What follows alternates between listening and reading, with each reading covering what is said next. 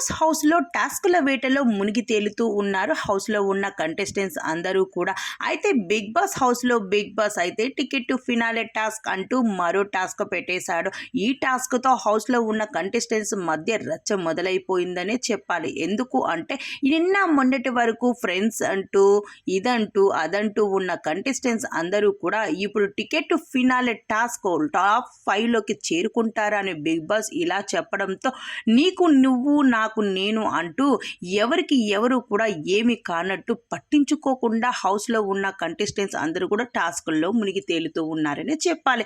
అయితే big boss హౌస్లో ఉన్న కంటెస్టెంట్స్ అందరూ కూడా ఎక్కడ తగ్గేదే లేదు అంటూ రెచ్చిపోవడంతో పాటు తమకు తాము ప్రూవ్ చేసుకోవడానికి గేమ్ని అయితే చక్కగా ఆడుతున్నారని చెప్పాలి. అయితే ఇప్పుడు టాప్ 5లో చేరుకునేది ఎవరు, టికెట్ ఫినాలేని గెలుచుకునేది ఎవరు, అయితే ఈ రోజు టికెట్ ఫినాలేని అయితే గెలిచినట్టు ఆ ట్రాఫీని పృథ్వీ అయితే తన చేతుల మీదుగా అందించినట్టు అయితే మనకి కనిపిస్తూ ఉంది. అయితే ఇది నిఖిల్ అయితే గెలవడం అనేది చాలా ఆనందకరం. అభిమానులు కూడా ఇదే ఎదురు చూస్తూ ఉన్నారు నిఖిల్ గెలవాలని.